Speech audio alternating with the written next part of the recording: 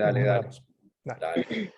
Bueno, entonces ahora hasta el mediodía vamos a seguir con la temática de tectónica andina. La próxima presentación se titula Fábrica estructural y fases de deformación en el margen occidental de la cuenca del Golfo de San Jorge. El autor es Agustín Rodríguez y colaboradores.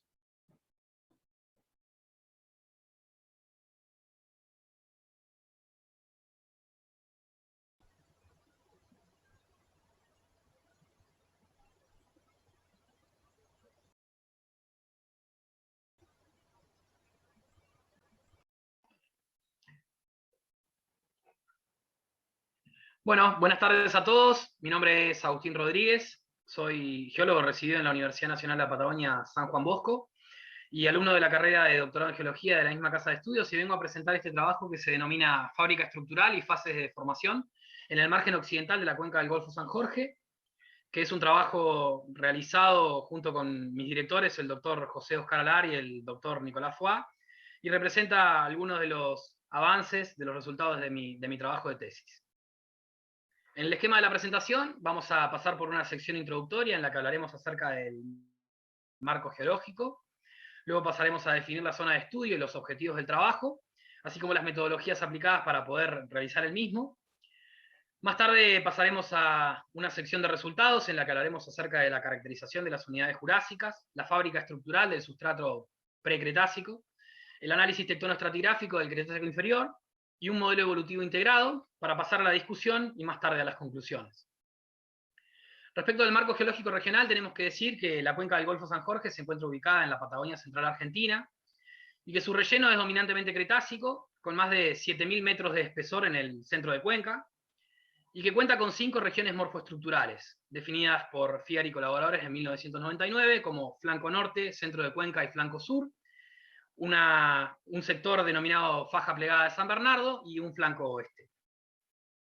Las unidades sobre las que vamos a hablar en esta presentación tienen que ver con la formación Cerro Ferrarotti, que resulta equivalente de las sedimentitas marinas liásicas, como la formación Ostarena, por ejemplo, la formación El Córdoba, la formación Puesto Albornoz, que representa el relleno nocomiano en la zona de estudio, y la formación Mata 7, que es la unidad que representa el grupo Chubut en la zona. Es interesante destacar que el límite entre la formación Puesto Albornoz y la formación Mata 7 en la zona evaluada representa el límite entre los depósitos correspondientes al grupo Las Heras y el grupo Chubut, y que ha sido definido a partir de la identificación de material tobáceo diferenciable a ojo desnudo para las unidades correspondientes al grupo Chubut, en este caso para la formación Mata 7. La formación Puesto Albornoz fue definida por Fernández Garracino en 1977 y más tarde separada en 2 miembros por Cortiñas y Arbe, un miembro con dominio de sedimentación fundamentalmente lacustre a transicional y otro con dominio de sedimentación fluvial. Por último, tenemos que decir que la formación Puesto Albornoz es de edad autriviano-barremiano y ha sido definida como tal por Balati en 1993. Respecto del marco geológico en el que se desarrolla el neocomiano, en general en la cuenca del Golfo, debemos decir que los depósitos de este subciclo se encuentran rellenando cubetas extensionales aisladas, y esto ha sido trabajado por numerosos autores en diferentes posiciones de la cuenca, algunos de los que están listados en la pantalla. Un caso particular es el de Miller y Marino, que trabajan en 2019 diferentes dominios de sedimentación y reconocen cubetas extensionales que se encuentran separadas básicamente por un alto de basamento, que fue definido como Alto del Vasco, a partir de análisis de gravimetría. Y el sector norte del Alto del Vasco se encuentra dominado fundamentalmente por sedimentitas de ambientes marinos, mientras que el sector al se encuentra dominado por ambientes lacustres a transicionales. Algo importante a destacar es que la zona de estudio se encuentra posicionada al norte del Alto del Vasco, como verán, remarcada con el rectángulo rojo que está en la figura, y sin embargo posee dominio de sedimentación continental. La zona de estudio se encuentra ubicada en el margen noroccidental de la cuenca del Golfo San Jorge, en el ámbito de la faja plegada de San Bernardo, a unos 65 kilómetros al sureste de la localidad de Gobernador Costa, dentro de la provincia de Chubut. Los objetivos del trabajo fueron caracterizar la arquitectura de las diferentes unidades litoestratigráficas, definir el estilo estructural de las sucesiones del Cretácico inferior y de su sustrato, y analizar la evolución tectonoestratigráfica del registro del Cretácico inferior en el margen occidental de la cuenca del Golfo San Jorge. Las metodologías aplicadas fueron metodologías clásicas, como la medición de datos estructurales georreferenciados sobre planos de estratificación S0 a partir de la utilización de brújulas de tipo Brunton o dispositivos electrónicos, la confección de una transecta estructural y de perfiles estratigráficos que han ayudado a comprender cómo fue la evolución paleoambiental del Cretácico inferior en la zona estudiada. Como dijimos anteriormente, las unidades del sustrato jurásico en la zona se encuentran representadas por la formación El Córdoba y la formación Cerro Ferrarotti. La formación El Córdoba se presenta como aglomerados volcánicos andesíticos que afloran como resaltos en el terreno, mientras que la formación Cerro Ferrarotti se presenta rellenando paleovalles con una fuerte estructuración posliásica. La estratificación de las rocas jurásicas muestra una alta variabilidad en las orientaciones, con valores medios de 27 grados de inclinación hacia 250, en la que se reconocen al menos dos órdenes de plegamiento de diferentes escalas que han sido definidos como pliegues de primer y segundo orden. Los pliegues de primer orden poseen amplitudes de centenas de metros e involucran a todas las unidades del sustrato reconocidas, con ejes que están orientados en dirección norte-sur a nor-noroeste-sur-sureste, y los de segundo orden son de menor escala, de onda que no superan las decenas de metros y han sido definidos como pliegues parásitos. Estos pliegues parásitos presentan rumbos que poseen altas dispersiones e inclinaciones que pueden llegar a alcanzar los 68 grados de inclinación. Algunos ejemplos de estos pliegues que han sido identificados en sectores próximos a la zona de estudio, no específicamente en el lugar, pero sí en cercanía de la zona evaluada, muestran estos diferentes órdenes de plegamiento con pliegues parásitos que se encuentran vinculados a los pliegues de primer orden.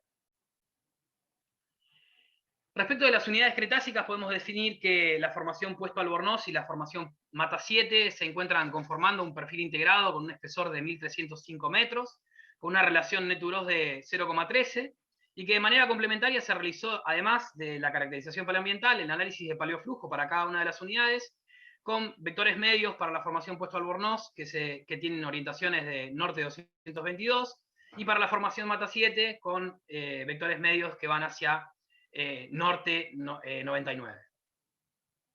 La relación entre la formación Puesto Albornoz y la formación Mata 7 había sido previamente definida por Cortiñas y Arbe en 1981 como una relación de concordancia, y esto ha sido verificado en el campo. Efectivamente las dos unidades se encuentran concordantes, y el inicio de la formación Mata 7, como se dijo en la introducción, se encuentra definido a partir de la identificación de una toba de 40 centímetros de espesor, que marcaría el inicio de la participación de rocas volcaniclásticas diferenciables a ojo desnudo para las unidades correspondientes al grupo Chubut. Respecto de la fábrica estructural cretácica, podemos decir que las sucesiones cretácicas definen un sinclinal simétrico a levemente asimétrico con rumbo norte 347, y que el pliegue posee 60 grados de ángulo interlimbo aproximadamente, con longitudes de onda media que van aproximadamente hasta los 2500 metros. Además, se reconocen variaciones locales en cuanto a los valores del S0 respecto de la posición en la que se ha tomado el dato de inclinación, respecto de la posición en la que nos encontramos en el pliegue, con rangos que varían o oscilan hasta 30 grados. Además, se realizó una transecta estructural de 2,5 kilómetros de longitud, que involucró a las unidades cretácicas, y el análisis del S0 para ambas unidades define una discordancia intraneocomiana aproximadamente de 13 grados, con divergencia en dirección oeste, con los mayores ángulos de inclinación vinculados a las unidades que se encuentran más próximas al contacto con la formación Mata 7, y los ángulos de inclinación más bajos vinculados a la zona en la que las unidades cretácicas se encuentran más próximas al sustrato jurásico. El origen de la discordancia intraneocomiana surge a partir del análisis Justión, en el que cuando horizontalizamos los estratos correspondientes al nivel guía C y rotamos el resto de las capas subyacentes, estas adquieren inclinaciones que divergen en valores de hasta 13 grados, menores o iguales a 13 grados, en dirección hacia el oeste. Y en el esquema de la parte superior de la figura, el esquema T2, corresponde a la fase actual, que sería la inversión tectónica positiva, que ha plegado las secuencias cretácicas en su conjunto.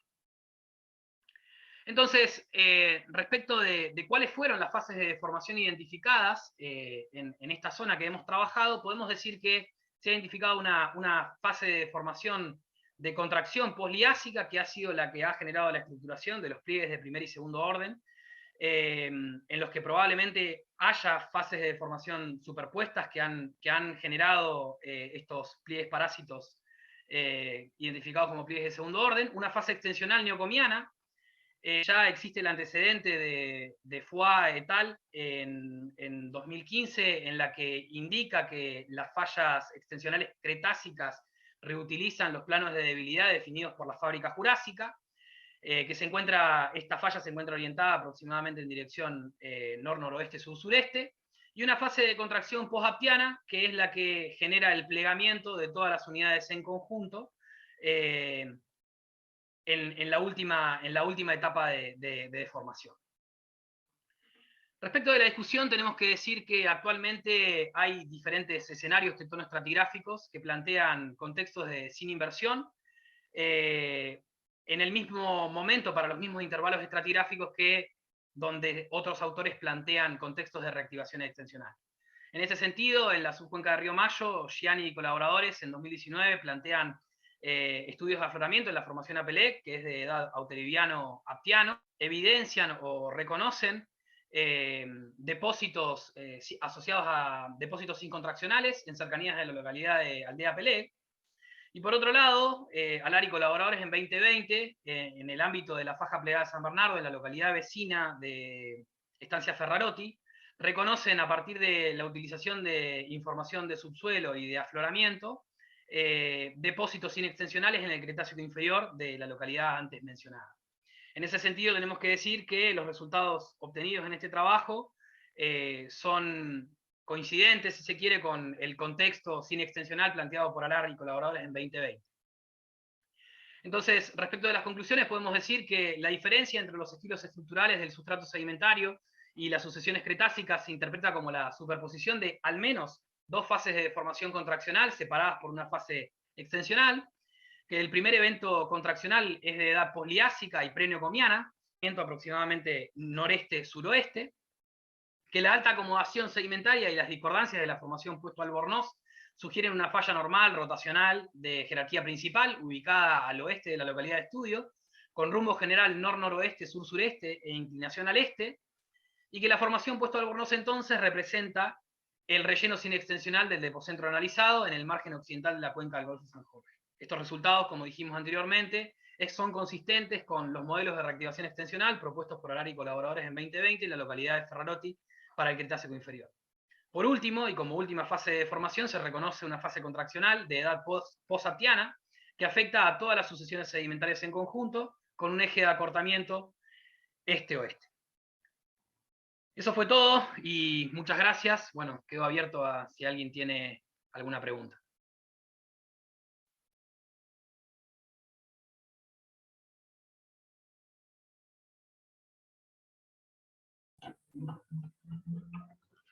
Está silenciado, José. Ahí me di cuenta. Tenemos un par de minutos para preguntas, si alguien quiere consultarle algo a Agustín.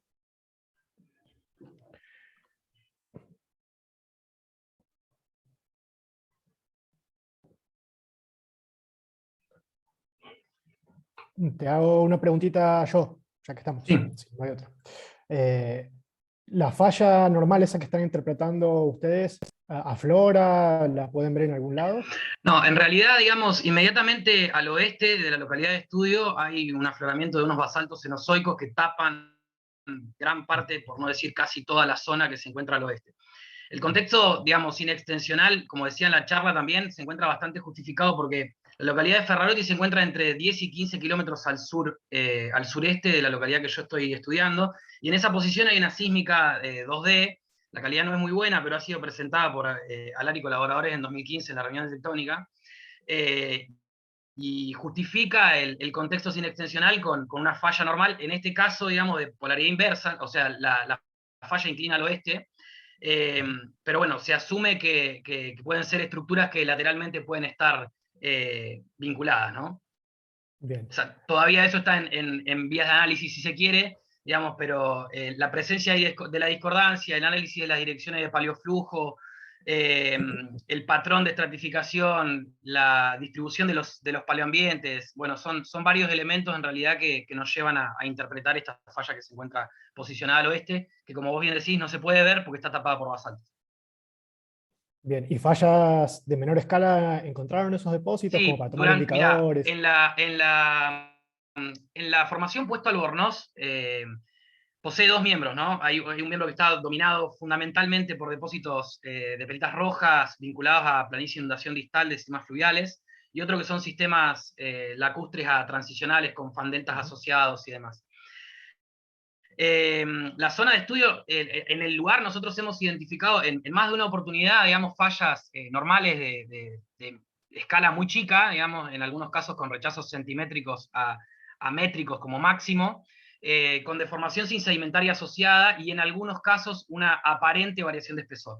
Pero la verdad es que la idea es trabajarlo eso desde el paleoestrés, ver si podemos hacer una medición un poco más detallada de las estructuras más chicas, para poder tratar de comprender bien cómo son las orientaciones del campo de esfuerzos a escala local, ¿no? Pero bueno, el análisis del paleoflujo sumado a las discordancias en realidad nos habla de que aparentemente durante el desarrollo de la depositación de la formación Puesto Albornoz, la falla o el depocentro pareciera haberse comportado como un depocentro aislado, porque pareciera que todos los sistemas fluviales incluso están siendo llamados por ese depocentro local, y que para la formación Mata 7 esa falla pareciera desactivarse y el depocentro pasaría a ser de escala más regional, y la formación Mata 7 empezaría a drenar para los sistemas lacustres de la formación Pozo de 129. Buenísimo, súper interesante. Bueno, hay felicitaciones de Juan Turra ahí en el chat. Bueno, muchas gracias. ¿Tenemos alguna otra pregunta? Si no, bueno, muchas gracias, Agustín, muy buena la charla. Pasamos a Bárbaro, la gracias. Gracias, José. siguiente presentación. Hasta luego.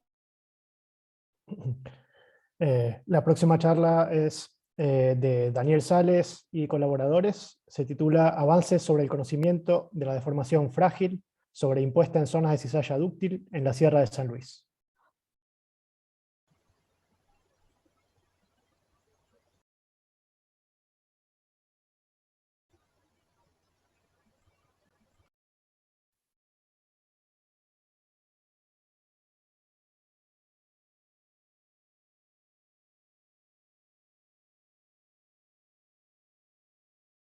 En este estudio se analiza la Sierra de San Luis metamórfico, constituido principalmente por roca metamórfica de distintos grados, donde las de grado medio alto la han agrupado en complejos, las de grado bajos, denominada Formación San Luis, que fueron intruidos por granitoides ordovícicos. Las rocas metamórficas son separadas a su vez de estos complejos por zonas de cizallas dúctiles. Para este estudio solamente vamos a analizar dos zonas de cizalla dúctil que se encuentran en el frente occidental de la Sierra de San Luis y las restantes que se encuentran en la ladera oriental, que la vamos a denominar macizo interior. Para lo cual, el análisis solamente va a estar concentrado en la deformación frágil a través del análisis geométrico de fallas, considerando que a través de los rasgos que dejan las fallas en las estrías de fricción, lo que representaría un esfuerzo máximo de determinar, aunque no la magnitud, el desplazamiento del vector de rechazo total de esa falla y las componentes de los mismos. De ellas podemos determinar que si nosotros consideramos que todas las componentes cartesianas, la suma de las mismas es igual a 1, por lo tanto a ese vector de rechazo total lo llevamos como una unidad 1, unitaria o norma 1, podemos desarrollar en un diagrama triangular que la vinculación de los tres ángulos, rumbo, buzamiento y raíz de la estría de fricción. Y de esa manera ir realizando un ploteo para conocer cómo es el comportamiento desde el punto de vista geométrico de los planos de fallas. La zona de cizalla frágil Pantano Negro, Río Chico, Barrio Huascara, estudiada por Costa en 1992, es una zona de cizalla frágil sobreimpuesta sobre la zona de cizalla de 2003, que es la que es aquella que tuvo una gran participación en levantamiento diferencial del bloque principal con respecto al bloque secundario, Pantano Negro y Serranía de Villa La Quebrada. En esta zona podemos observar que cómo han jugado estas estructuras en el movimiento diferencial de los bloques y donde se han reconocido en el campo zonas de cizalla de bastante amplitud, como ser la del Pantano Negro de unos 400 metros de ancho, donde se reconocieron rocas con un elevado una elevada digregación mecánica, principalmente a través de la estructura penetrativa en otros sectores, más cerca de Río Chico, en la Quebrada se han reconocido zonas donde la roca está totalmente con un elevado grado de degradación mecánica, muy degradada, muy masiva, muy resistente, pero muy afectada por fractura, por ejemplo, y era típico observar que en el contacto entre el bloque principal y el bloque secundario siempre había estas zonas de sillas, ¿no? Como ocurre justamente en la parte de la En el análisis geométrico solamente analizamos aquellas poblaciones de falla que tenían una dirección similar a la estructura penetrativa, no noreste, los cuales consideramos para este estudio aquellas que estaban entre 0 y 40 grados de dirección. En la relación del buceamiento versus REC, observamos que en la mayoría se encuentran más o menos entre los 50 grados de buceamiento, y en el análisis geométrico se observa que cuando los planos de falla tenían una participación de la componente de desplazamiento longitudinal mayor a 75%, L era mayor que la sumatoria de B más T en la participación del vector rechazo total.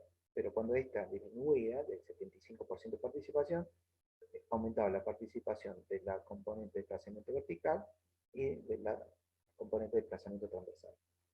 Solamente el 31% de los datos tienen la misma dirección. Si a su vez de estas direcciones nosotros seleccionamos aquellos planos de fractura que inclinan al sudeste de la misma manera que la estructura penetrativa, solamente el 43% tenía esa misma orientación.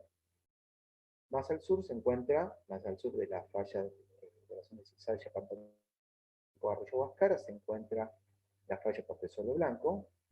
Esta falla Portezuelo Blanco fue reconocida por Costa en 1992. También la reconoce Giacardi en el 2014, justamente en el extremo norte, ya en la zona del frente, en la zona de Luján, pero no se le ha visto una participación cizalla frágil en todo su recorrido en el interior macizo. Como se observará, justamente en el inicio de la zona de Portezuelo Blanco, en el frente occidental, se observa la característica de la erosión que se produce por la degradación cataclástica que tiene el material, generando las típicas sillas. De los datos analizados con la dirección no noreste a noreste, observamos que solamente el 55% de estos planos del total analizado cumplen con esta misma dirección, y seleccionamos aquellas que inclinan al sudeste, solamente lo hacen el 35%. La cizalla dúctil de Arenilla es una zona de cizalla que está comprendida por distintas fajas, distintos ramales de esta cizalla. Hemos estudiado distintos lugares de estas ramales y se caracteriza que, según la competencia de la roca, observamos que algunas pueden tener mayor disgregación mecánica que otras. En otros casos se encuentra mucho más masiva. En esta zona de la faja de Arenilla, Costa en 1992 determinó una cizalla frágil conocida como los tapiales topográficos.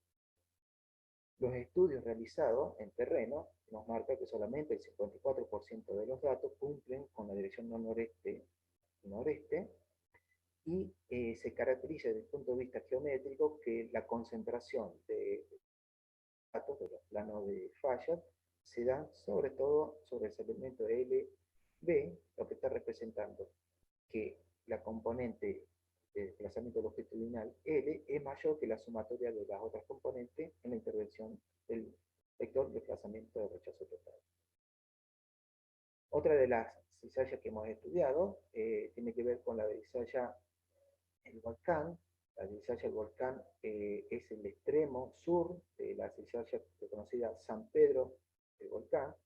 En este sector hemos realizado este estudio donde se observó que la roca de caja, que es una milanita, muy soldada, su estructura acá, donde la particularidad de los planos paralelos a esta estructura, aunque se han reconocido planos de fracturas, no hemos detectado una cizalla frágil sobreimpuesta sobre la misma.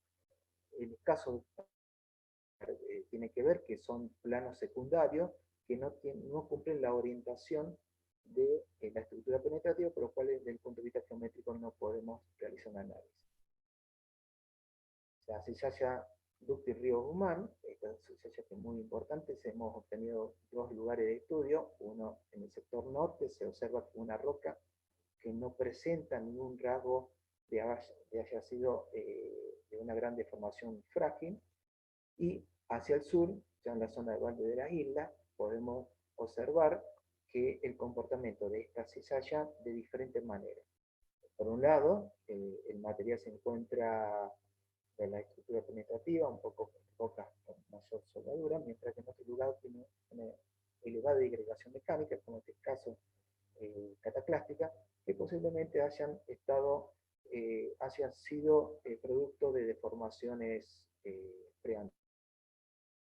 Lo mismo ocurre con la cizalla dúctil de la escalerilla, en el contacto de lo que serían los esquistos, el complejo metamórfico de Pringle con respecto al granito de la escalerilla, se observaron en la zona distintas, dentro de esta zona de cizalla dúctil, distintas cizallas frágiles, de los cuales tampoco hemos podido reconocer indicadores que nos indiquen la geometría de los mismos, como es el caso de esta zona.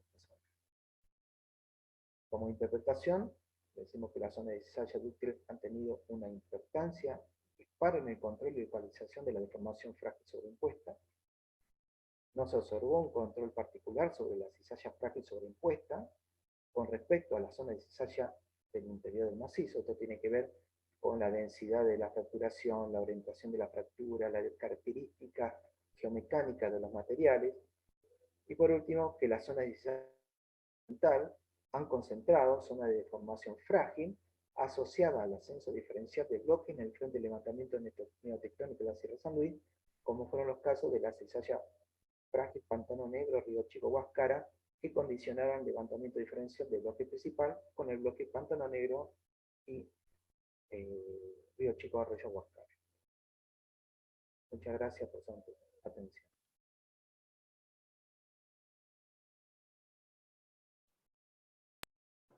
Bueno, agradecemos la presentación de Daniel. Está por acá, sí. Así que si alguien tiene preguntas.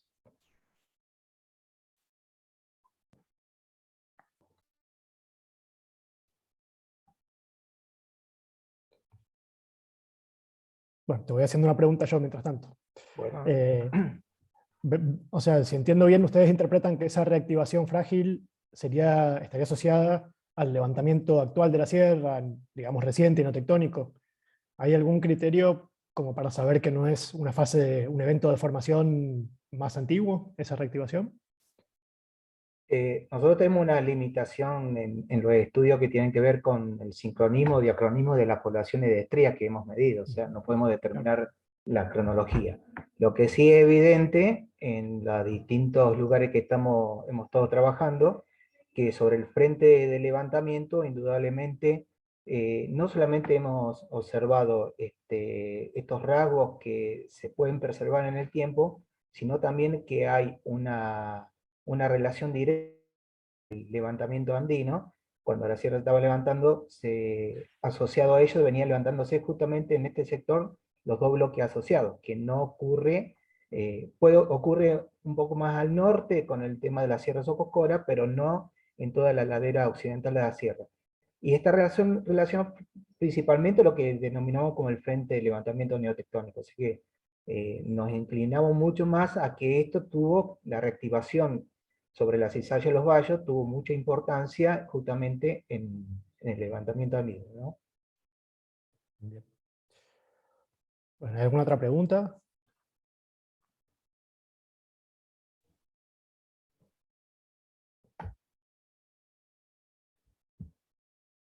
Bueno, si no, agradecemos nuevamente a Daniel y pasamos a la siguiente presentación. Gracias. El próximo trabajo es control estructural en la composición de los productos eruptivos en la provincia volcano-tectónica San Diego, Cerro Machín, en Colombia, de Ángel John Balder y colaboradores.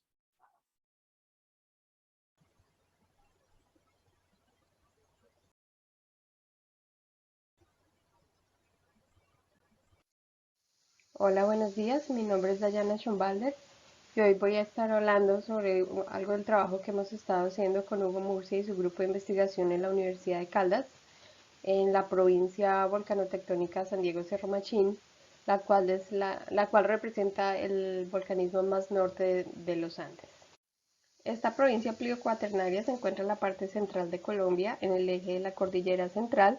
Tiene una longitud de alrededor de 140 kilómetros y es el resultado de la subducción oblicua de la placa Nazca bajo la placa suramericana y de la colisión del bloque Panamá-Chocó. Actualmente esta provincia se encuentra alrededor de 280 kilómetros de la trinchera y el espesor de la corteza alcanza 52 kilómetros de espesor en esta área. Este marco tectónico que acabo de explicar genera un estado comprensivo, un estado de esfuerzos compresivos donde el sigma 1 regional está orientado en dirección noroeste-sureste, lo cual genera un régimen de deformación principalmente de rumbo en el área de la provincia.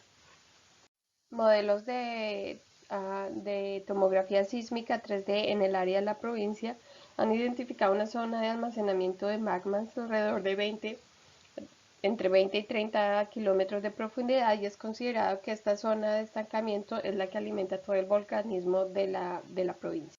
La presencia de volcanes compuestos y monogenéticos. Dentro de los volcanes compuestos está el famoso Nevado del Ruiz.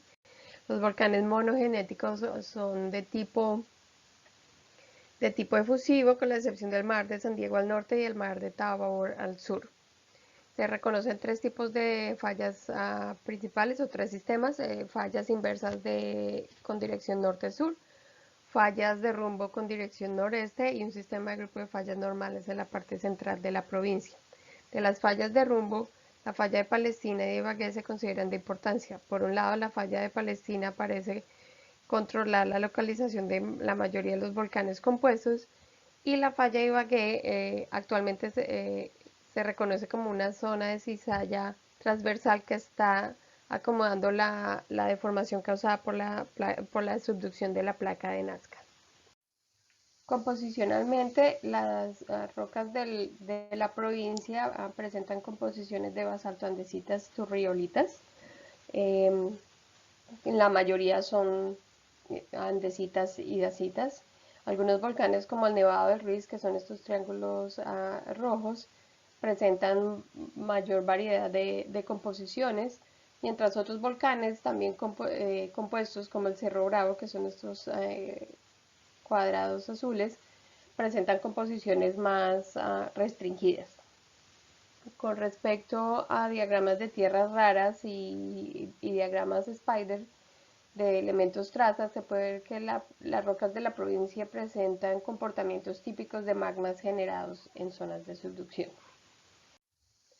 Dado que los volcanes de la zona parecen estar alimentados por magmas almacenados en la misma profundidad, nos preguntamos qué otros factores en la parte somera de la corteza afectan las diferentes composiciones que estamos viendo o controlan las diferentes composiciones que estamos viendo. Para esto hicimos una exhaustiva compilación bibliográfica de la parte volcánica y tectónica del área. También realizamos caracterizaciones morfométricas de los volcanes monogenéticos con el objetivo de identificar la orientación de las estructuras alimentadoras de magma y ver cómo éstas se orientan de acuerdo al estado regional de los esfuerzos, y también realizamos estudios geotermobarométricos para identificar las condiciones de cristalización de las fases minerales de algunos de estos volcanes. En general, las composiciones de las rocas de la provincia se pueden poner en tres categorías: composiciones máficas, rocas de tipo basáltico o basáltico-andesíticas; composiciones intermedias, las rocas andesíticas; y composiciones félsicas, las rocas dacíticas y las riolitas. Primero queríamos ver si había alguna distribución de estas composiciones con respecto al tiempo. Notamos que durante el Pleistoceno composiciones máficas se presentan en un volcán en la parte media, en volcanes en la parte sur de la provincia y en depósitos antiguos de un volcán compuesto que es conocido como el Nevado del Tolima. Composiciones intermedias se observan en la parte media de la provincia y en la parte norte, y composiciones félsicas se observan en la parte central y norte, con la excepción de un volcán efusivo en la parte sur. No se han identificado composiciones máficas. Las composiciones intermedias se observan en la parte media de la provincia, y composiciones félsicas solo se han observado al sur de la provincia en erupciones bastante recientes de hace 5.000 años del volcán Cerro Machín. Algo interesante que notamos es que en general las composiciones intermedias tienden a ocurrir en contextos tectónicos más simples, como en el área entre dos fallas paralelas, mientras que composiciones félsicas, los puntos negros, tienden a ocurrir en contextos más complejos, ya sea sobre el trazo de la falla o en áreas donde dos o más fallas interactúan. Para comprobar si en realidad el ambiente tectónico tiene efectos en la diferenciación del magma, nosotros miramos las características de la fuente magmática que alimentaron volcanes que se encuentran relativamente cerca, pero cuyo contexto tectónico es diferente. Para ello comparamos la relación de elementos traza incompatibles. Sin embargo, hay que tener en cuenta que no todos los datos geoquímicos publicados contienen información de elementos traza, lo que limitó las opciones que podríamos comparar. Para el caso de volcanes en el norte de la provincia, notamos que la mayoría de los volcanes tienen una relación similar de circonio-estroncio, con excepción del volcán Guadalupe. Por lo tanto, se podría asumir, por ejemplo, que para los volcanes Morrón y Piamonte, que tienen una fuente magmática similar, la diferencia en la composición a superficie está relacionada probablemente con qué tan fácil el magma pudo subir a superficie. Nosotros asumimos que el volcán Morrón facilitó el ascenso de magma más que lo que podría pasar en el volcán Piamonte, y por eso la composición del volcán Morrón es relativamente más máfica. Sin embargo, también observamos que dicha diferenciación de composiciones puede ser el resultado de diferencias en la fuente magmática. Por ejemplo, acá mostramos el ejemplo de los volcanes San Cancio y Tesorito, que están relativamente cerca y cuya fuente magmática parece tener diferentes características composicionales. Como mencioné anteriormente, también realizamos una caracterización morfométrica de los edificios efusivos en la provincia, con el objetivo de identificar la orientación de las estructuras alimentadoras de magma. Siguiendo la clasificación de Murcia y Nemeth, para volcanes efusivos nosotros nos enfocamos en estructuras fisurales, ya que estas podrían darnos una indicación de los esfuerzos en la corteza a nivel local, ya que fisuras generalmente se propagan perpendicular a sigma 3 y tienden a seguir el sigma 1 regional. En los volcanes efusivos de la provincia, de hecho, encontramos ejemplos de todas las categorías propuestas por Murcia y Nemeth. Encontramos escudos pequeños, tanto cilíndricos como fisurales, también culés cilíndricos y fisurales, y domos de lava en las dos categorías. A lo largo de la provincia no se observa ningún tipo preferencial de acuerdo al tipo de edificio, con edificios cilíndricos y fisurales uno cerca del otro. Sin embargo, tomamos los edificios fisurales y analizamos su orientación de acuerdo a su composición. Notamos que los edificios de composiciones intermedias están alineados con el sigma 1 regional, mientras que los edificios de composición félsica no lo están. Con esto podríamos inferir que fisuras alineadas al campo de esfuerzos son de alguna forma ayudados y ayudan a propagar el magma fácilmente a la superficie. Sin embargo, los edificios de composición máfica también parecen propagarse en direcciones diferentes al sigma regional, lo que negaría nuestra hipótesis. Sin embargo, hay que notar que la presencia de estos volcanes es aún un poco debatida en esta área. Por ejemplo, en la parte sur, estos volcanes están asociados a fallas bastante verticales y profundas, lo que implicaría que la fuente de estos magmas es diferente al resto del magmatismo en el área. Por lo tanto, es una pregunta que aún estamos tratando de contestar. Los volcanes que aparecen acá en azul son los volcanes de los que tenemos la orientación, pero no sabemos la composición aún. Como parte de este trabajo también hemos realizado estudios geotermobarométricos de las composiciones de fases minerales en algunos de los volcanes de la provincia. Debido al tiempo de esta presentación no tengo mucho tiempo para explicar esta parte, pero los invito a mirar algunas de las publicaciones que hemos hecho en el volcán Cerro Bravo y en 3 volcanes monogenéticos en la parte central de la provincia, y estamos a punto también de someter otro de estos artículos de volcanes al sur de la provincia. Pero en resumen, por ejemplo, para el trabajo en el Cerro Bravo, identificamos que para el último evento eruptivo del Cerro Bravo que creó el domo intracratérico, aparte de la zona principal de estancamiento de magmas entre 20 y 30 kilómetros, también se identificaron otras zonas de estancamiento entre 4 y 13 kilómetros.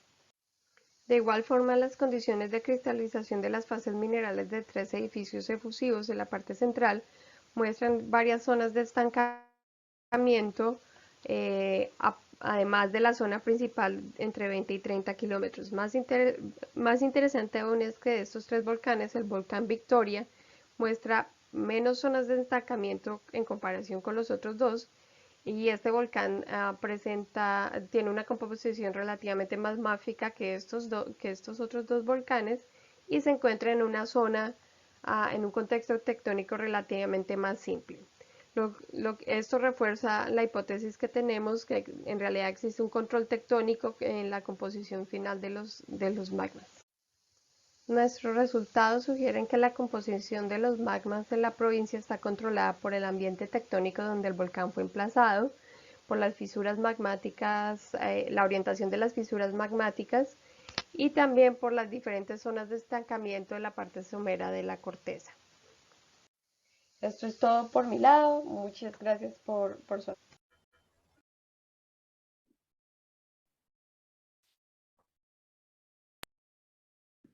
Bueno, gracias por la presentación, Dayana. Creo que estaba por ahí para responder alguna pregunta. Sí, acá estoy. Bueno, ¿alguien tiene alguna consulta, algún comentario?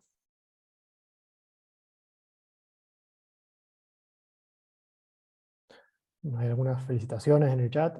Gracias.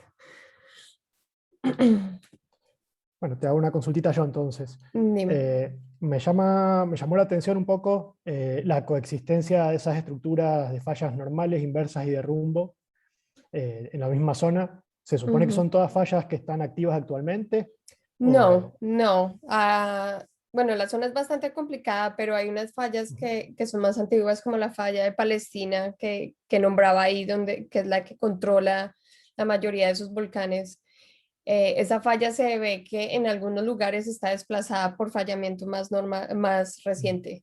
Entonces sí, es bastante complicado, pero sí, no están todas activas al mismo tiempo. El estado de esfuerzos actual, ¿piensan que es más bien compresivo? relativamente compresivo, pero más como de rumbo. Hay una cizalla generada por la subducción de la placa de Nazca y todo eso está, o sea, la cizalla que se está generando es más en la parte sur de la provincia con la falla de Ibagué que está moviendo la cordillera central.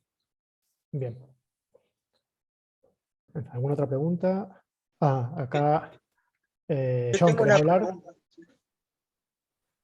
¿Cómo te va? No voy a activar la cámara todavía, pero hago la pregunta. ¿Qué tal, Dale, Dayana? Guido. Hola Guido. No sé si por ahí agarré medio tarde la charla y tal vez lo dijiste, pero una consulta es si vos crees que hay alguna conexión entre este campo volcánico y la segmentación que tiene la placa de Nazca ahí, porque ahí está el desgarro de Caldas en esa región.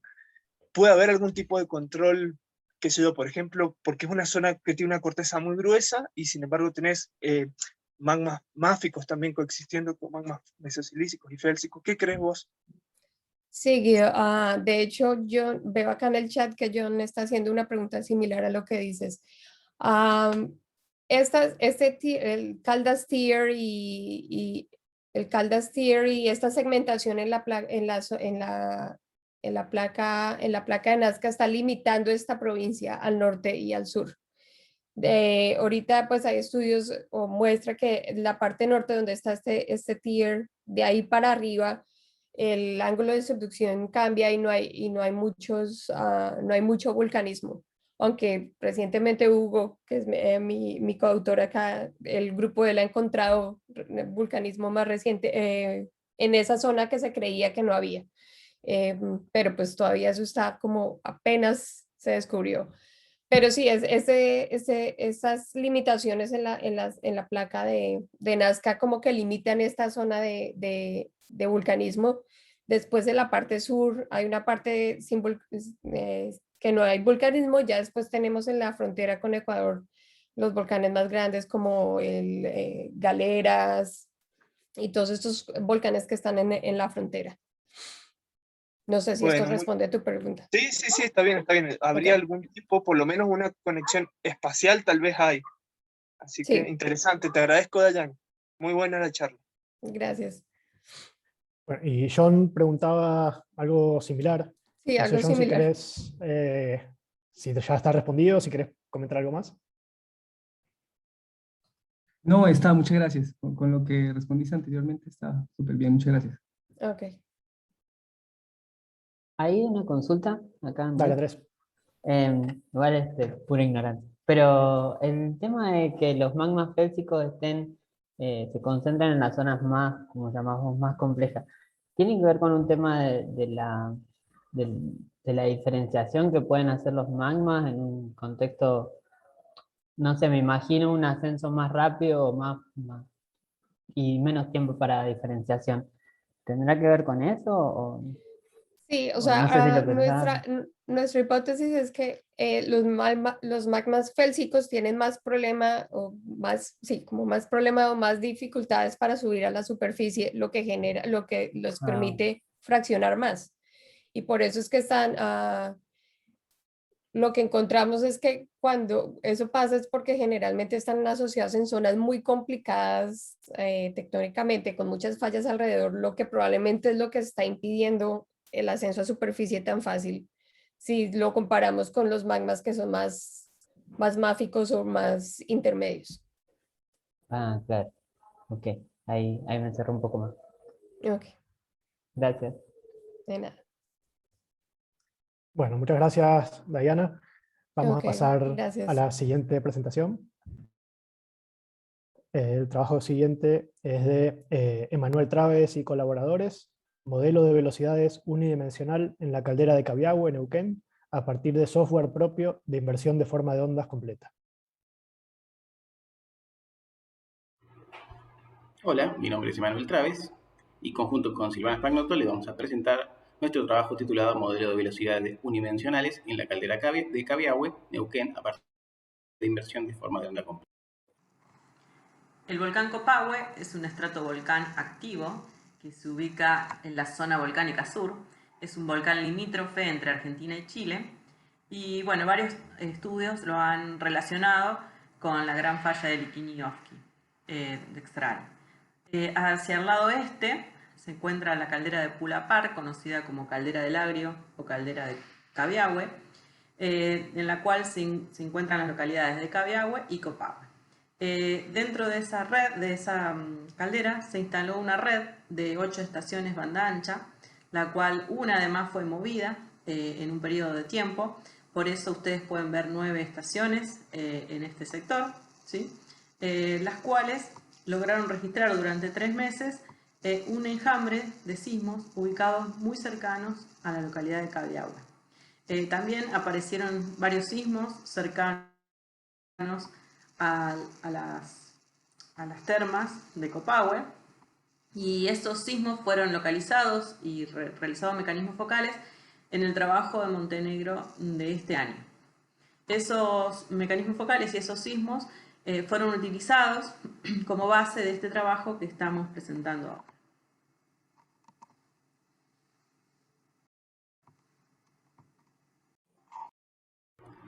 El método que utilizamos para nuestro sistema de estimación de tanto los sismos como el modelo de velocidad es el método conocido en la literatura como el Levenberg-Marquardt. Levenberg-Marquardt es un método que intenta utilizar las bondades que tienen los métodos de Gauss-Newton con también las bondades que tienen los métodos del gradiente. Se basa en minimizar una función de costo E que dependerá de los parámetros P. Los parámetros P serán los parámetros tanto de los sismos como del modelo de velocidad. De los sismos utilizamos como parámetros los parámetros CMT, Central Moment Tensor. Entonces estimamos tanto la localización como el tiempo y como el tensor momento completo de cada uno de los sismos utilizados para la inversión, y como los parámetros del modelo de velocidad son los parámetros de la M, lambda, mu y la densidad ρ. El método se basa en encontrar los parámetros tal que minimicen una función de error que va a ser la diferencia entre los sismogramas reales, que van a depender tanto de las estaciones como del tiempo, con los sismogramas simulados, que van a depender también de las estaciones y el tiempo, pero también de los parámetros P de los sismos y el modelo de velocidad. Para minimizar este error se utiliza un método de Gauss-Newton. El método de Gauss-Newton aproxima la función de error como una función de segundo orden y encuentra directamente el mínimo de esa función.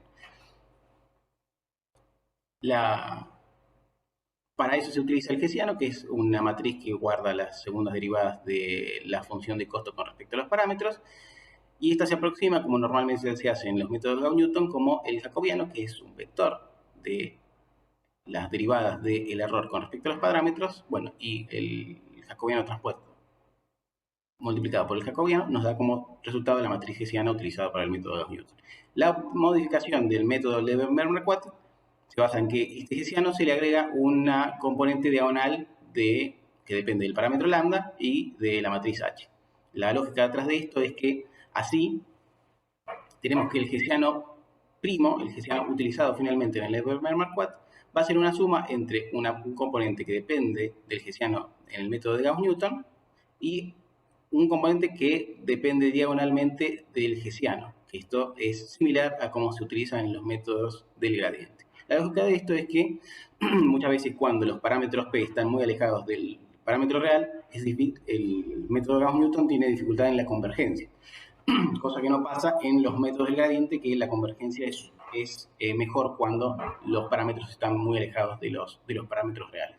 Entonces el parámetro lambda va a controlar qué tanto se utiliza el método de Gauss-Newton y qué tanto se utiliza el método del gradiente. La lógica es que se inicializa el sistema como un método de Gauss-Newton con lambda 0, y a medida si va fallando el sistema, que quiere decir que de una iteración a la siguiente no puede disminuir el error, se aumenta el parámetro lambda, de forma tal de que la optimización va pareciéndose más y más a un método de gradiente hasta que finalmente se logra minimizar el error y se pasa a la siguiente iteración. Una vez que tenemos la matriz hessiana, se resuelve un sistema de ecuaciones como el que se muestra en la figura, donde el delta P va a ser el aumento de los parámetros, el step que se hace de los parámetros, para continuar con la siguiente iteración. Esto se hace simultáneamente entonces para disminuir para encontrar los parámetros tanto de todos los sismos utilizados para la inversión como todos los parámetros del medio, los parámetros de la MED utilizados para la inversión.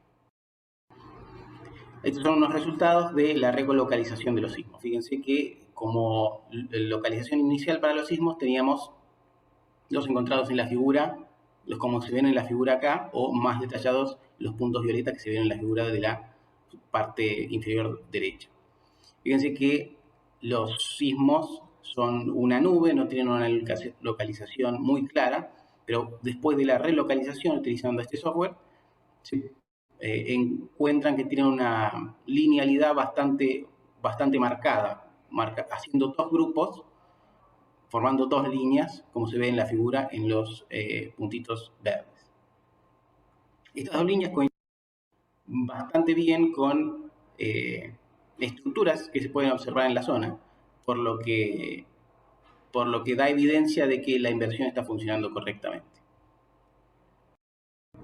También podemos mostrar los ajustes que realiza el sistema con respecto a los sismogramas reales. Fíjense que el sismograma real sería el azul y el sismograma estimado sería el rojo.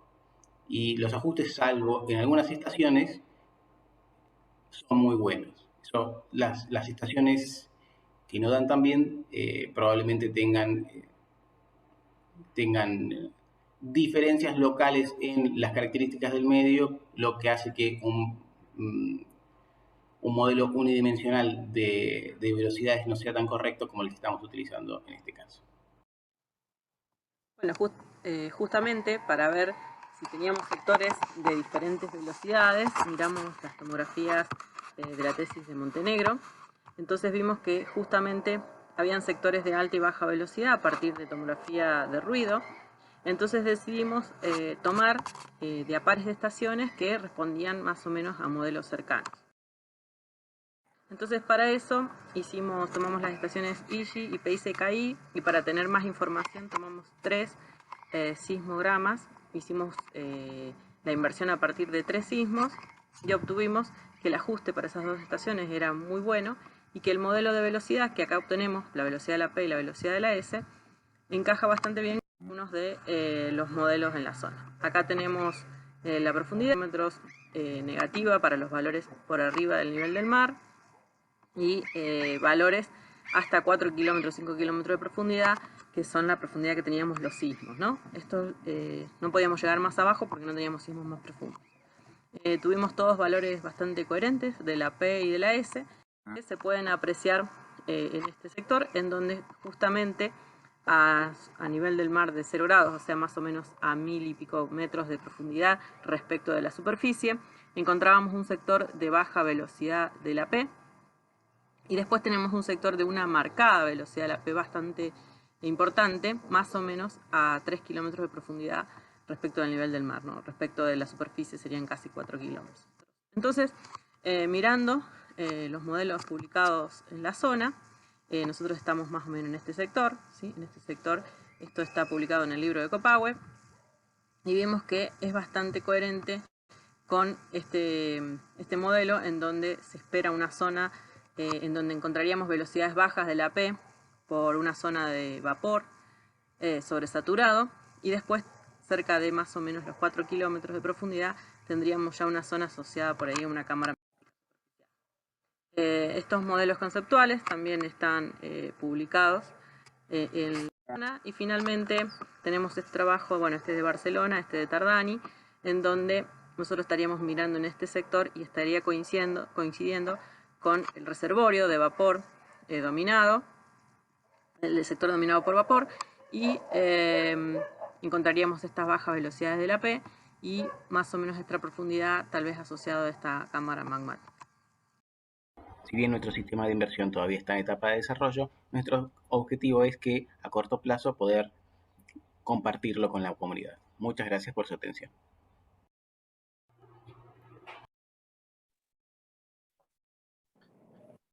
Bueno, no sé si está Emanuel o si vas a responder vos, si hay alguna pregunta. Estamos los dos. según de que sean las preguntas, somos los dos. Bueno, tenemos tiempo para algunas preguntas, si alguien quiere consultar algo. Hola, sí, soy Hernán, mucho gusto, felicitaciones por la presentación. No sé si se escucha. Sí, te Sí, escuchamos sí, bien. dale, Sí. no. No, quería consultarles bien cuál fue el criterio, perdón, porque lo escuché medio armando otra cosa. ¿Cuál fue bien el criterio que utilizaron para definir hasta acá está la base de la zona vapor y por debajo plantear una zona de líquido dominado, por ejemplo? Bueno, en realidad, viste que en el modelo de velocidad unidimensional tenemos como dos picos de baja velocidad. Uno lo tenemos, otro, o sea, 1000 metros de profundidad desde la superficie y otro desde la superficie casi 4000. Y entonces lo primero que veíamos es que algunas estaciones no encajaban en un modelo unidimensional, porque de las tomografías que veníamos haciendo, las de ruido, por ejemplo, que mostramos de Verónica y demás, teníamos el problema que no sabíamos a qué profundidad respondía esas bajas velocidades, ¿no? Entonces la idea de hacer un modelo unidimensional era delimitar esas profundidades, ¿no? Entonces elegimos las dos estaciones más cerca a ese sector, que es casi yendo a las maquinitas por ese sector, y ahí vimos ese pico marcado a 1000 metros, digamos, pero no tenemos un espesor todavía. Por ahí... ¿El pico es de qué onda? O sea, ¿de qué? De la P. De la Bueno, en P, realidad de la bien. S. O sea, el modelo es mucho más sensible a la S. Ok, de la S. Sí. Ese a 1000 metros. Sí. ¿Y el de abajo? Y el de abajo 4000 metros. A 4000 metros. Y una pregunta, ¿posibilidad de que eso sea basamento, el de 4000? Sí, podría llegar a ser también, pero ¿por qué bajaría la P así? Con basamento, debería subir. Un basamento muy caliente, muy cerca de una cámara. Si la cámara estuviera a 6 o 7 kilómetros de profundidad, no sé, te pregunto. No tenemos más abajo, porque los sismos llegan a 4 kilómetros de profundidad. Para abajo no podemos ver nada. Recién ahora también estamos haciendo unas tomografías con el arribo de los sismos que tenemos más lejano en Chile, y una red más grande, que es el trabajo de Enzo Martínez, que no sé si está conectado, y por ahí vemos algo más profundo, pero no podíamos ver más nada de los 4 kilómetros porque los sismos mandan rayos para arriba, o sea, no teníamos sismos de más abajo como para muestrear.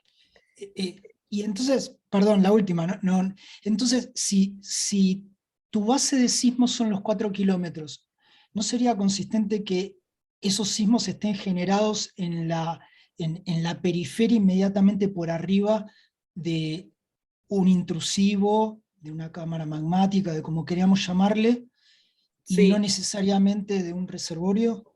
Digo, Los sismos son más al este, un poquito más al este, y son de esta falla que mostró Emanuel en la segunda o tercera filmina, en donde se alinean, sobre todo la mayor parte de los sismos viene ahí, una falla de strike slip sinestral. Hay un enjambre, bastante sismos, tiene como 300, 500 sismos, la mayor parte de los sismos viene de ahí, y esos son los de 4 kilómetros, y nos mapean como esta cosa a baja velocidad, un poquito más hacia el oeste, digamos. Y después tenemos algunos sismos por debajo, donde están las termas, que son normales. Y ahí, esos son más superficiales, esos sismos. Y después, por otro lado, tenemos las tomografías de ruido, que no podemos llegar muy profundo tampoco, porque la red nos quedó chiquita. Entonces, necesitaríamos poner las estaciones más lejos, para poder haber profundizado un poco más. Así que bueno, recién ahora que tenemos datos chilenos de una red chilena, que ahí sí incorporamos como 2 estaciones, y bueno, esperamos poder profundizar con rayos que lleguen hasta más profundo, pero mientras tanto con esa red que teníamos, ni con ruido ni con sismo estábamos pudiendo profundizar más. Muchas gracias.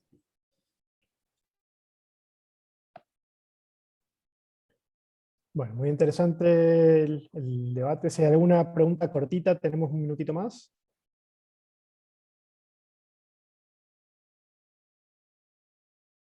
Bueno, pasamos entonces a la charla siguiente. Gracias, Emanuel y Silvana.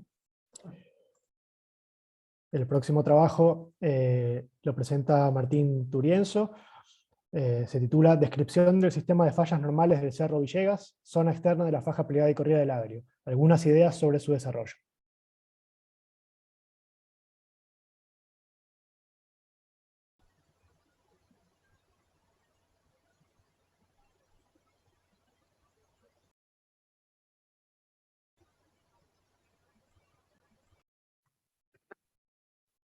Buenos días. En esta presentación les voy a hablar sobre un sistema de fallas que se encuentra en el norte de la provincia de Neuquén, en la faja corrida y plegada del Agrio. Esta faja se extiende entre las localidades de Zapala y Chosmalal, y la zona de estudio se encuentra en el sector externo o oriental, que es el frente de deformación de esta faja plegada y corrida. En este sector afloran principalmente 3 fallas, de rumbo noreste-suroeste, y una falla menor. Estas fallas siempre han llamado la atención desde hace muchos años por el importante desplazamiento lateral aparente que tienen, de aproximadamente 2 kilómetros, y lo vemos ahí afectando a esos bancos rojizos de la formación Candeleros del Grupo Neuquén, y también afecta a la formación Rayoso y el Grupo Malargüe y algunos depósitos más jóvenes suprayacentes. A simple vista, uno podría pensar en primera instancia que se trata de fallas de rumbo, por este significativo desplazamiento horizontal. Sin embargo, las trazas son ligeramente curvas, los planos medidos en campo, que vamos a ver luego, no son verticales, y el desplazamiento lateral termina abruptamente, por lo cual no podemos continuar ese desplazamiento como si fuera una falla de rumbo. Eso es difícil de explicar. Otra hipótesis es que se trata de fallas inversas, así fueron cartografiadas en algunos mapas preexistentes. En ese caso los planos de fallas deberían estar busantes al sur. Y por estar en un ambiente tectónico netamente compresivo en el frente de la faja plegada, tiene bastante sentido que uno a priori considere que se puede tratar de fallas inversas, ¿sí? También estas fallas fueron cartografiadas como fallas normales, principalmente las más al sur, al este del Cerro Rayosos, en este informe inédito de Cristaline y Almendinger en el 2000 para IPF. Ellos las mapearon como fallas normales, pero no pudieron encontrar el plano de falla principal, ni tampoco indicadores cinemáticos que corroboren ese tipo de fallamiento. En este trabajo, lo que hicimos fue tomar datos de campo de las fallas de más al norte, esas 2 primeras ahí cerquita del Cerro Villegas, e interpretar 2 líneas sísmicas que atraviesan todo este sistema de fallas para poder mostrarlas e interpretarlas. Aquí tenemos un mapa geológico, donde en el sector occidental se encuentran las rocas más viejas, del Grupo Mendoza, de Cretácico temprano, formando particlinales en el frente de la faja corrida y plegada, y en la zona central, en colores verdes, todos los afloramientos del Grupo Neuquén, con sus distintas formaciones, el Grupo Malargüe y los depósitos paleógenos, que posiblemente serían todas las unidades afectadas por este fallamiento. Y luego, en la zona del Cerro Villegas, en el núcleo de ese gran sinclinal, se encuentran rocas volcánicas y volcaniclásticas de edad miocena, que en la fotografía es ese sector que vemos ahí. Y ahí también vemos un poco la apariencia de la zona, y el desplazamiento de la formación Candeleros asociada a una de estas fallas, que vamos a analizar en esta presentación. Bueno, en campo pudimos medir los planos de fallas de estas 2 fallas de más al norte, que llamamos falla 1 y falla 2, ambas las podemos interpretar como fallas directas. Vamos a ver que la fotografía esta está mostrando el plano de la falla número 2, busante al sureste. Tenemos las rocas más jóvenes, en contacto con rocas más viejas en el bloque noroeste. Allí no pudimos encontrar estrías.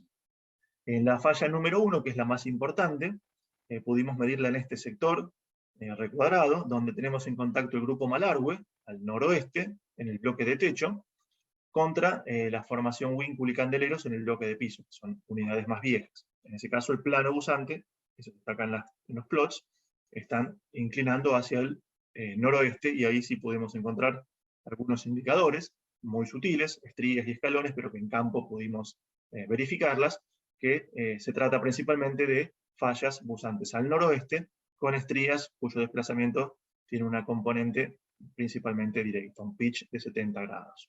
¿Sí? Y ahí vemos que pone en contacto la base del Grupo Malargüe contra el techo de la formación Candeleros, más o menos. En sísmica, lo que podemos observar, en esta sísmica cortando a esta falla, principalmente la falla número 1, es todo este sector superficial, busante al oeste-noroeste, con geometría ligeramente curva, que se trata de justamente esta falla número 1, en la cual los estratos del grupo Neuquén que afloran en el bloque de techo están bastante descendidos respecto a su posición en el bloque de piso, ¿sí? Esta falla se hace lístrica y se une a un nivel de despegue en las evaporitas de la formación Huitrín, y en ningún caso penetran o afectan a unidades infrayacentes, por lo cual podemos estar seguros de que ese es el nivel de despegue para estas fallas extensionales. Algo llamativo que se ve muy bien en esta sísmica es que tanto el despegue como las fallas y los estratos en el bloque de piso y en el bloque de techo de este sistema extensional están plegados y busantes al este, afectados por la deformación de pie gruesa que ocurre en el frente de deformación de la faja. Eso nos va a dar lugar para luego hablar de la edad de la deformación, que al menos ahora relativamente podemos decir que estas fallas normales son anteriores a la deformación de pie gruesa de este sector occidental. Algo parecido vemos en la sísmica de más al sur, que corta las otras dos fallas, de más al este. Vemos esas zonas de deformación, principalmente esta que está acá en el medio de la sísmica, con una inclinación, una zona de ruido que inclina hacia el oeste también.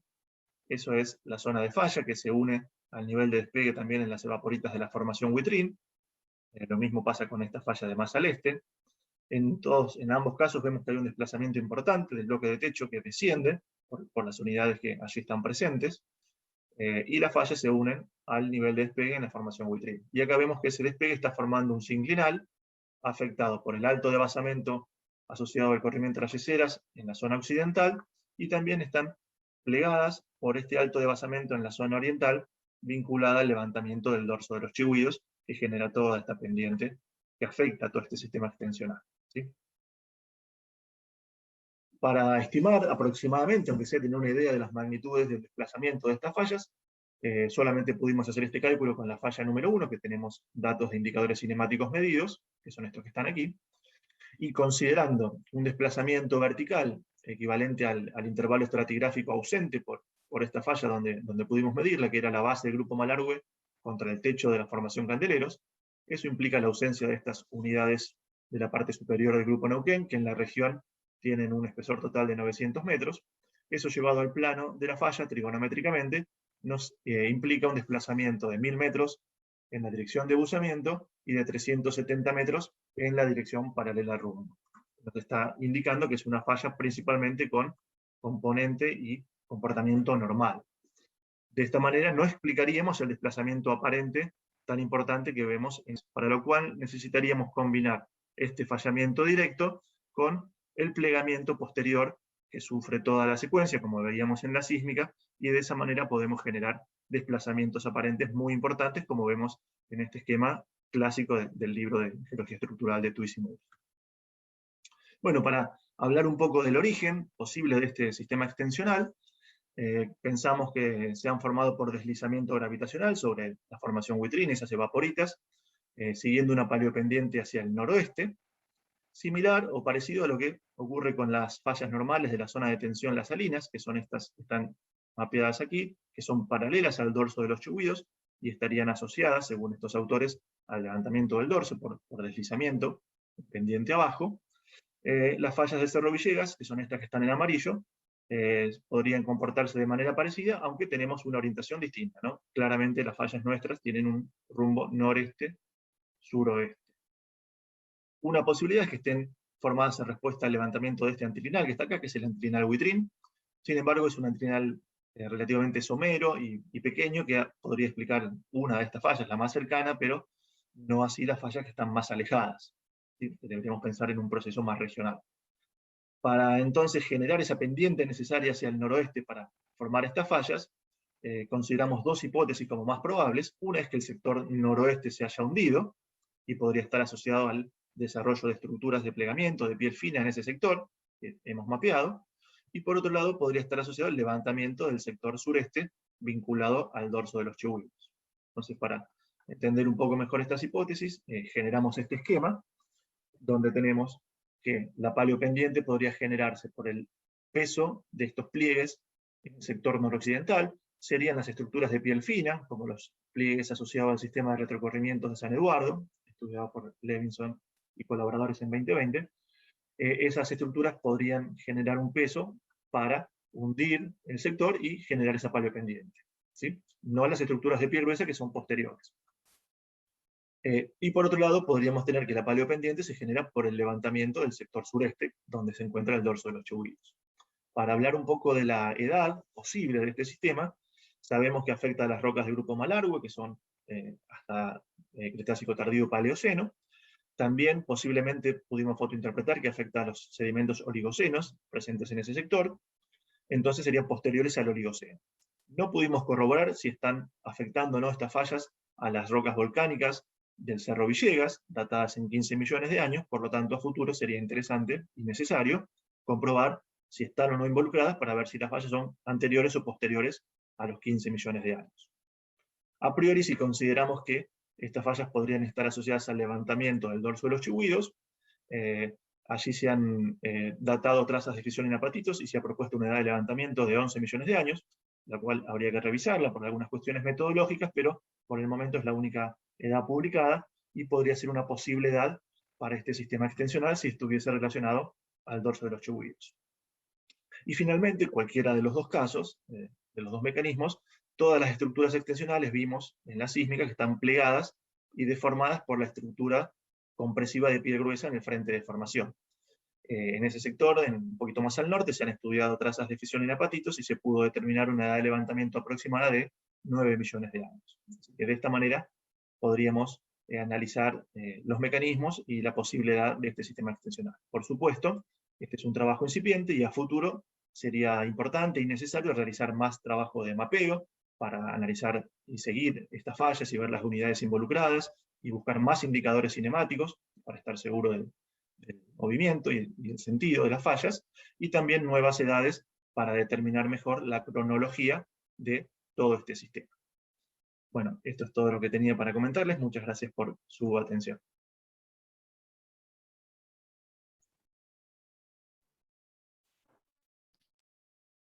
Bueno, ¿tenemos tiempo para alguna preguntita para Martín?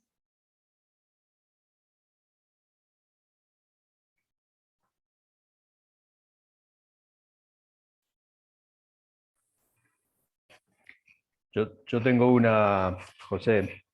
Hola, Dale, Carlos. Martín. Hola, Carlos, ¿cómo Carlos andás? Costo, ¿cómo estás? Okay. Bien, muy interesante el trabajo y la interpretación. La pregunta que quería hacerte es, ese nivel de despegue en Huitrín debería dar lugar, como vos lo pones en el perfil, a una compresión, digamos, como un thrusting hacia el oeste. ¿Han encontrado algún tipo de evidencia al respecto? Sí, es muy buena la observación, y sí, se encuentran en toda la zona occidental, justo donde la pendiente de ese despegue va subiendo y aflora la formación Huitrín. Hay un sinclinal que está alrededor de la mina San Eduardo, hay un lugar bastante accesible y conocido, y la formación Huitrín internamente está totalmente replegada por estructuras compresivas, ¿no? Pliegues de menor escala, fallas inversas, repetidas. En general, a la formación Huitrín le pasa eso en todos lados, ¿no? Pero bueno, particularmente en este caso, podría estar vinculado al desplazamiento de ese extensional, ser compensado de esa manera, pero sí hay estructuras en esa región, justito al oeste. Muy bueno, muy bueno, muchas gracias.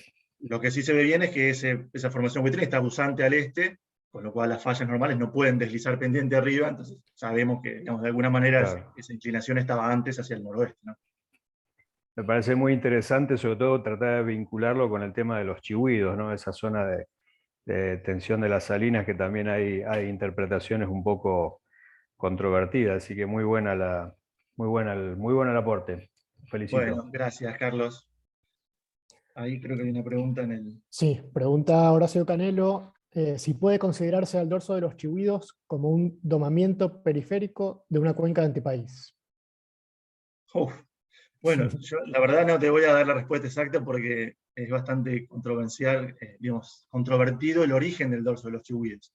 ¿Sí? A muchos le dan interpretaciones diversas, algunos hacen esa interpretación que vos mencionás, otros autores hablan de fallas normales invertidas, otros hablan de una cuestión más profunda a nivel de la placa que genera un domamiento, así que hay bastante por por analizar todavía. Sí se ve muy bien la morfología del dorso de esa estructura, es indiscutible, es muy importante, con esa orientación y esa geometría. Nosotros estamos al noroeste de esa estructura, así que la hipótesis más probable es que estén las fallas que vimos vinculadas a la zona de nariz o la zona de charnela de ese dorso, que se está levantando.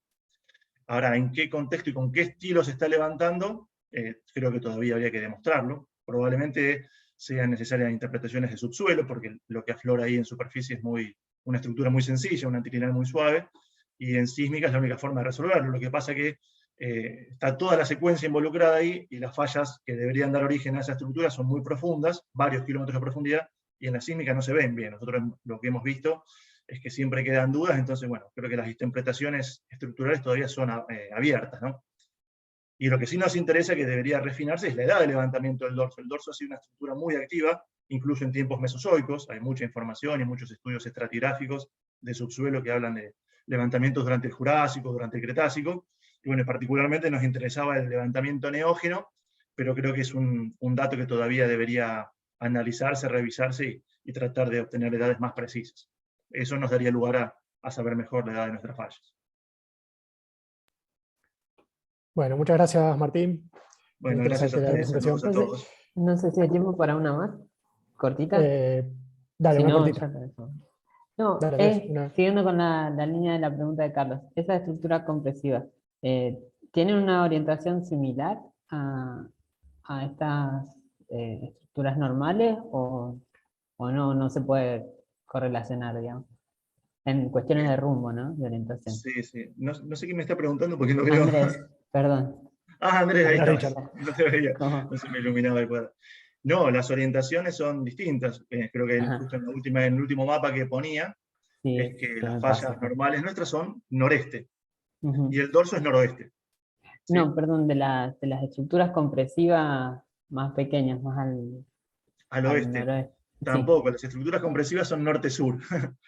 Bien. Entonces, por eso un poco la Excelente. sospecha es que si se estaba levantando estructuras compresivas, eran al noroeste, para generar un Ujú. hundimiento ahí, pero las estructuras son Claro. norte-sur. Ah, O ok. sea que la palopendiente es hacia el noroeste. Perfecto. Pensamos que lo más probable es que se estaba levantando el dorso, ¿no?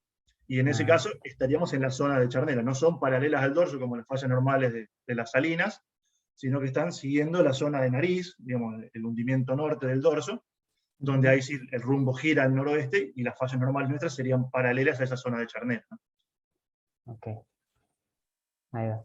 Pero bueno, gracias por la Buenísimo. pregunta. Gracias. Bueno, muchas Seguimos. gracias, Martín. ¿Sí? Muchas gracias, José. Gracias a todos. Bueno, ahora... Ya cerramos con la sesión de